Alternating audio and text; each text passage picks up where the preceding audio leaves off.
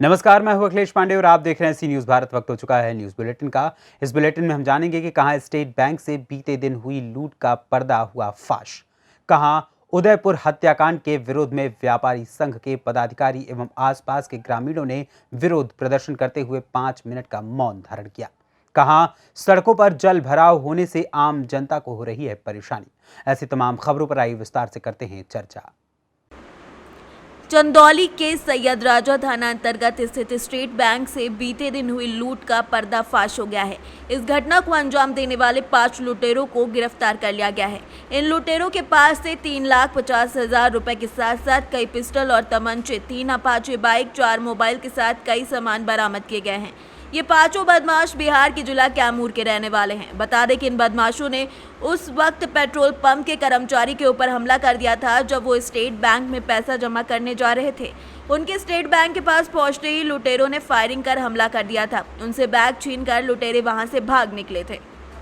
लूट की घटना हुई थी जिसमें एक पेट्रोल पंप मालिक के जो कर्मचारी हैं वो पैसा जमा करने जा रहे थे बैंक के अंदर, और बैंक से पहुंचते ही बैंक से करीबन कुछ ही दूर पे कुछ बाइक सवार बदमाशों ने उनसे फायरिंग करते हुए बैग छीन लिया था और वहाँ से वो फरार हो गए थे। पुलिस टीम तत्काल मौके पे पहुंची थी और इस पर तभी से लगी हुई थी इस घटना को खोलने के लिए।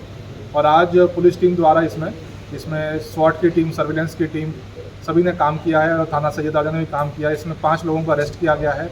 लगभग 3.5 लाख रुपए उनसे बरामद किए गए हैं। और जो घटना में इस्तेमाल आर्म्स थे, जो पिस्टल थी जिससे फायरिंग हुई थी, वो बरामद की गई है। उसके अलावा भी 4 तमंचे बरामद किए गए हैं इनके पास से, जो ये लेके आए थे। और जो घटना में सबसे बड़ी बात है, जो बाइकें इस्तेमाल हुई थी, अपाची बाइकें इस्तेमाल हुई थी, वो बरामद हुई हैं 3। और इसके अलावा जो बैग था, जो बैग इनके द्वारा छीना गया था, वो भी इसमें बरामद हुआ है। क्या तरीका था इनके साथ? ये बेसिकली जो गैंग है, ये क्योंकि बॉर्डर लगता है बिहार यूपी का सैयद राजा के ऊपर, ये गैंग बिहार का है। इसमें जितने ज़्यादातर भी 5 लोग जो पकड़े गए हैं सभी बिहार के हैं, मूल निवासी।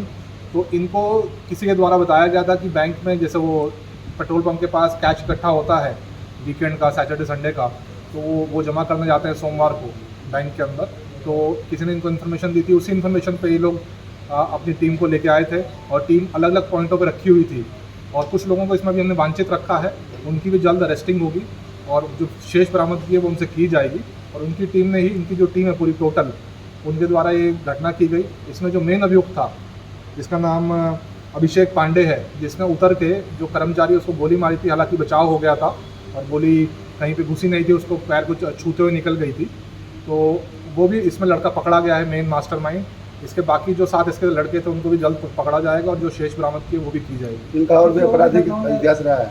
इनके पास एक, अभी जो इनसे पूछताछ की गई, इन्होंने बताया है कि ऐसी ही कुछ घटना अप्रैल के मंथ के अंदर बिहार में इनके द्वारा की गई थी, कुदरा के अंदर, जिसमें एक जूलर है, उनको फायरिंग करके उनसे कोई बैग छीना गया, तो उसमें कुछ अंगूठियाँ थी। तो उसकी भी जानकारी की जा रही है और आसपास के बाकी जितने जनपद हैं उनसे भी जानकारी की जा रही है, क्योंकि गैंग काफ़ी एक्टिव इनका दिख रहा है। और जो हमारे पास इनके मोबाइल बरामद हुए हैं उसमें भी चीज़ें हमारे पास सामने आई हैं। तो सभी बिंदुओं पर इन्वेस्टिगेशन हो रहा है। जो इनका आपराधिक इतिहास है, सभी को देखते हुए इनके ऊपर फिर गैंगस्टर की कार्रवाई भी की जाएगी। पूरा गैंग है, इनको गैंग को चिन्हित किया जाएगा पूरे को, और इन पर गैंगस्टर करके, और जो भी संपत्ति इनके द्वारा ऐसी घटनाएं करके बनाई गई है वो सभी को भी अटैच किया जाएगा। इनके गैंग में क्या चंदौली के भी कुछ लोग शामिल हैं, उनको भी चिन्हित किया गया है? ये सभी इन्वेस्टिगेशन का पार्ट है। इसको अभी यहाँ से बोलना ठीक नहीं रहेगा, क्योंकि चीज़ें, क्योंकि अभी उनको अरेस्ट करना बाकी है और बरामदगी का। चंदौली से सीनियर संवाददाता सुमित सिंह की report. Chhattisgarh chamber of commerce and industries के प्रदेश उपाध्यक्ष के वाहन पर उदयपुर में हुई व्यापारी जघन्य हत्या पर दुख व्यक्त करते हुए घटना की निंदा की और कहा कि रायगढ़ चैम्बर के सभी सदस्यों और व्यवसाय पदाधिकारियों का मत यह है कि इस घटना के विरोध में किए गए बंद के आह्वान का समर्थन दिया जाना जरूरी है। सभी का निर्णय मानते हुए आज तमनार के भी व्यापारी संघ के पदाधिकारी और आसपास के ग्रामीण एकजुट होकर प्रतिष्ठान बंद कर अपना विरोध प्रदर्शन दर्ज करेंगे। आज तमनार व्यापारिक संघ द्वारा राजस्थान के बहुत ही दर्दनाक एक हत्याकांड के विरोध में रखा गया है और सभी स्वाभाविक तौर से स्वस्फूर्त ढंग से हमारे सभी व्यापारी भाई इसमें अपना आक्रोश व्यक्त किए हैं और इस दुखद पहलू के प्रति भी आक्रोश व्यक्त किए हैं कि एक नुपुर शर्मा को इसमें लांछित किया गया और सारा ठीकरा उसके ऊपर फोड़ करके ये कहा गया कि इस सभी घटनाओं का जिम्मेदार वह है करके। तो हम इस घटनाक्रम में और ये समाज की इस स्थिति पर अपनी चिंता व्यक्त करते हुए एकजुटता जाहिर करने के लिए हम तमनार के समस्त व्यापारी वर्ग और विश्व हिंदू परिषद की ओर से और क्षेत्रीय समस्त संस्थाओं की ओर से हम एकजुटता दिखाते हुए आज पर्व का सफल आयोजन अच्छा, इस घटना को आप क्या मानते हैं, ऐसा क्यों दिन ब दिन ऐसे कुछ सुनने को मिलता है?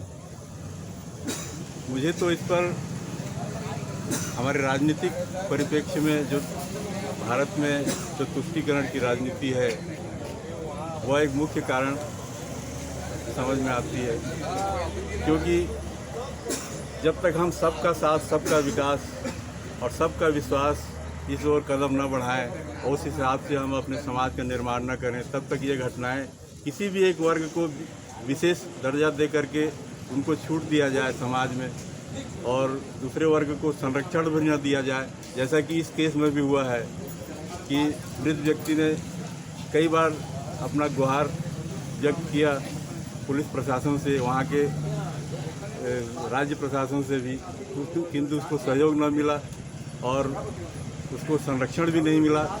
वही इस घटना के लिए जिम्मेदार वो स्थितियां हैं और उन लोगों को इससे शह मिला और वो लोग और ज़्यादा इस कृत्य को अंजाम देने में सफल है। अच्छा, अपना परिचय देना। मेरा नाम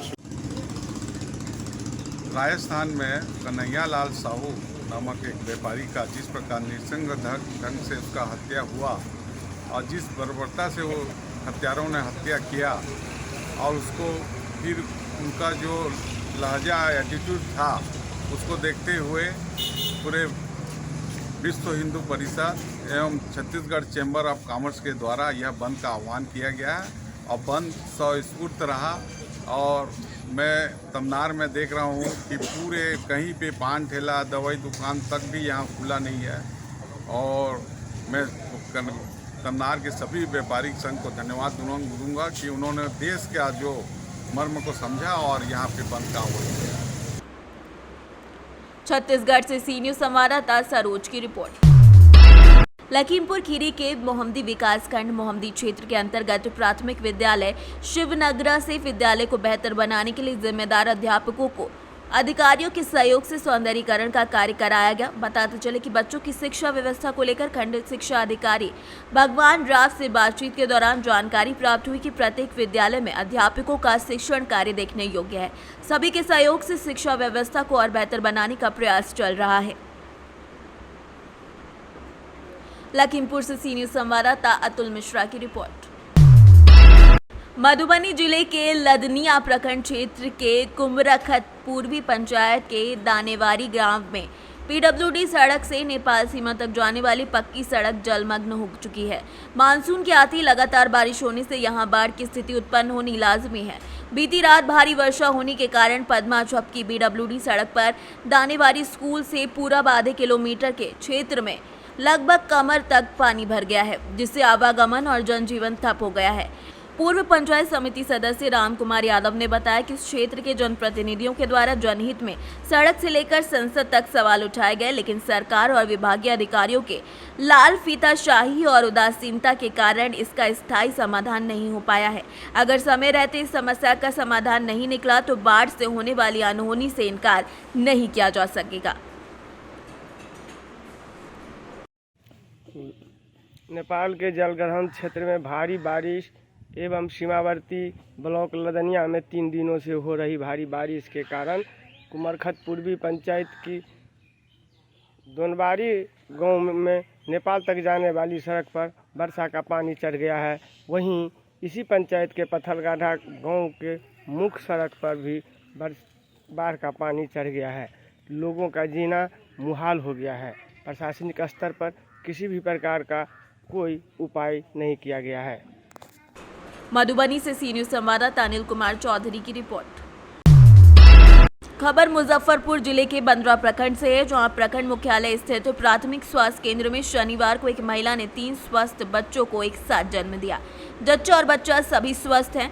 पीएचसी प्रभारी डॉक्टर नौशाद अहमद ने प्राप्त जानकारी के अनुसार बलीगांव निवासी सत्तन सहनी के 27 वर्षीय पत्नी पुष्पा देवी ने 9 महीने की गर्भवती होने के बाद 3 बच्चों को एक साथ जन्म दिया है। चिकित्सक और स्वास्थ्य कर्मियों द्वारा इनका विशेष देखभाल की जा रही है।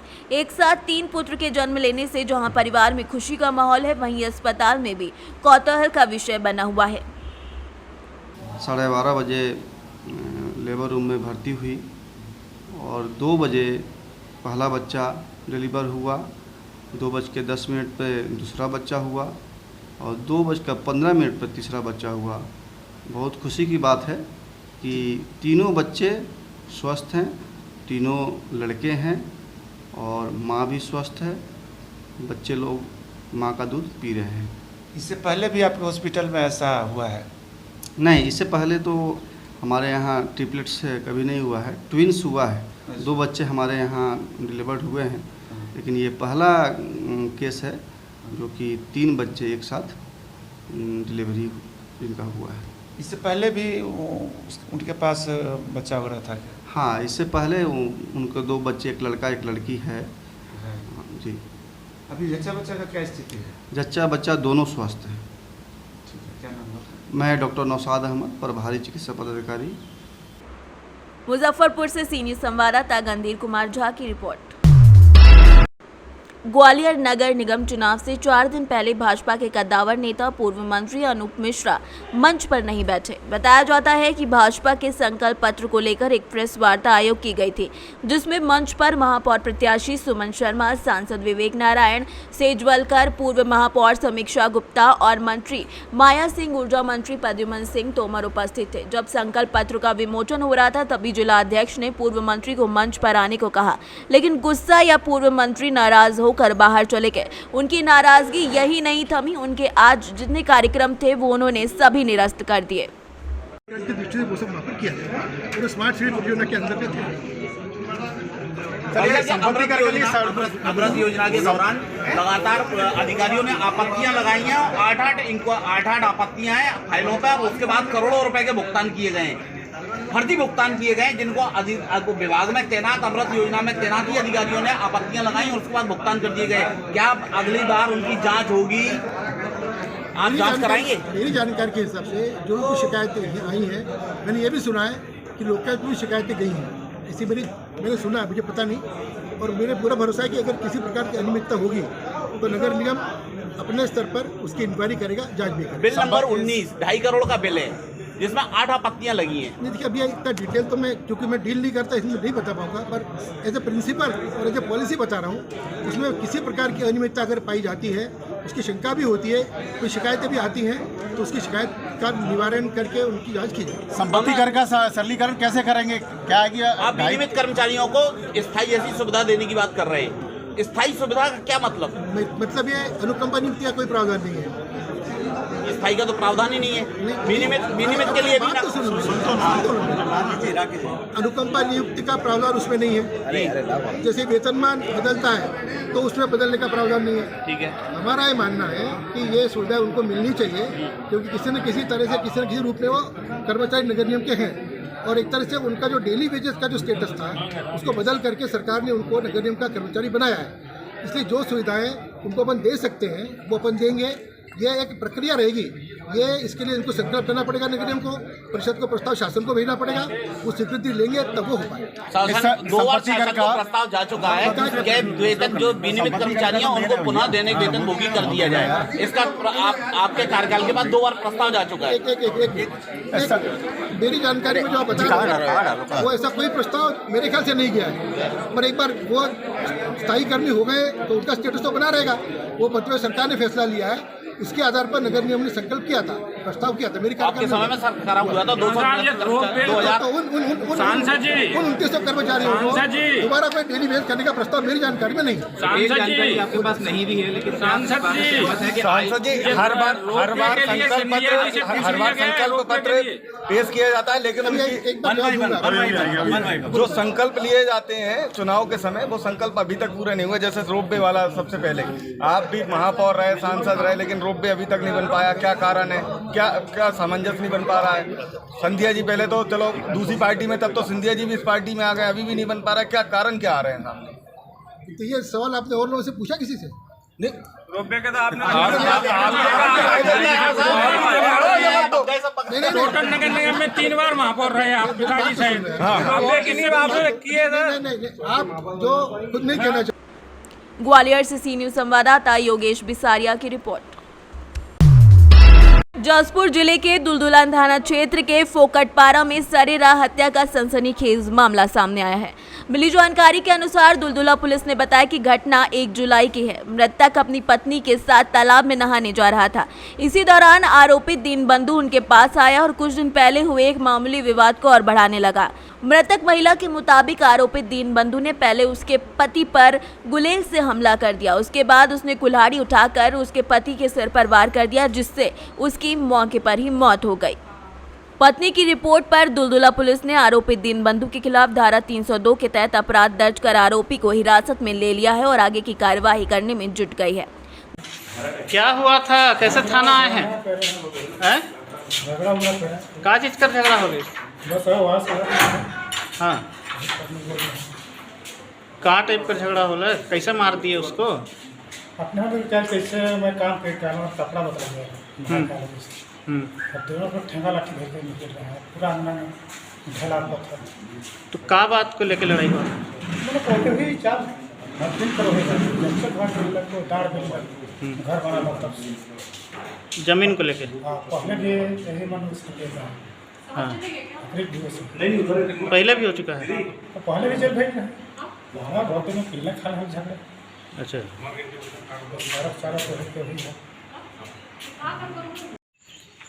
हाँ, जब नाम अभी जाएंगे उनके घर जाएंगे अभी, तो जो समय मारा है रबड़ा पूरा टांग दिया सब।